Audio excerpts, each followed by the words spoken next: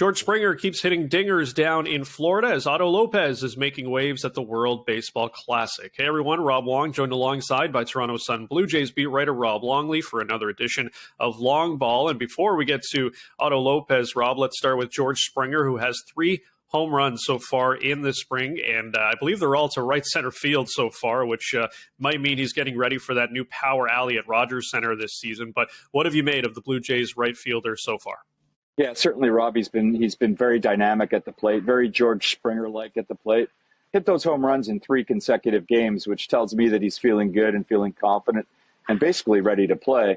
But further to that, I spoke to John Schneider about what Springer's been doing at the plate, and he said it's really showing us how much that elbow limited him last year, because George would hit it out every once in a while, but he had to cheat, as Schneider put it. It would be a pull home.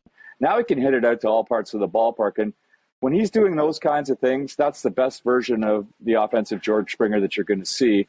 I had a nice chat with Springer the other day, and he told me that he did the best with what he had last year, and he basically tried to grind it out to help his team, but he really wasn't feeling good for those last 3 months of the season. And now that he had the surgery, a good offseason of rehab, he spent much of it down here in Florida rather than his traditional winter home in Connecticut. And because of that, it certainly looks like, offensively at least, he's going to be ready to hit the ground running. So we go from one guy that's a lock to make the roster to another one that is definitely starting to, push towards that, Rob, and that's Otto Lopez, who had an incredible game against Colombia for Canada at the World Baseball Classic with a triple and then a massive 3-run homer. Even before that, 7 hits and 15 ABs with the Jays this spring. What are the chances that this guy is coming north with the team after spring? My guess is that will be a little bit too early for him. I mean, I don't know that there's a natural spot for him at this point. But what it has done for Otto Lopez is he's opened enough eyes since he's been here that he'll be an easy call-up when needed. And what the Jays like about him is they can put him in multiple spots. They love guys who can play different positions and that they can insert into a lineup at any point. Not a true utility guy necessarily, but a guy who's versatile enough to contribute in different ways.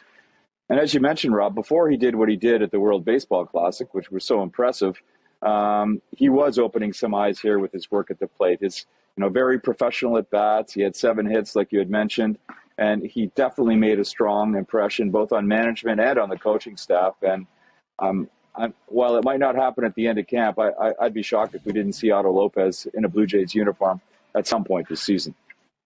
So if it's not Otto Lopez, then Rob, who would be in consideration for that final roster spot, you think, on the bench? Well, I think it's a little bit up in the air at this point. I think they're going to let the last couple of weeks of spring training play out. I mean, there's still 14 or 15 games left, and they've made it clear that might be one of the only positions where there's some jeopardy at this point. So I think a lot's going to depend on what we see from guys over the last week and a half of the season, and see if they can basically earn that last spot, because in what's mostly an uncompetitive camp, that's one of the positions still up for grabs.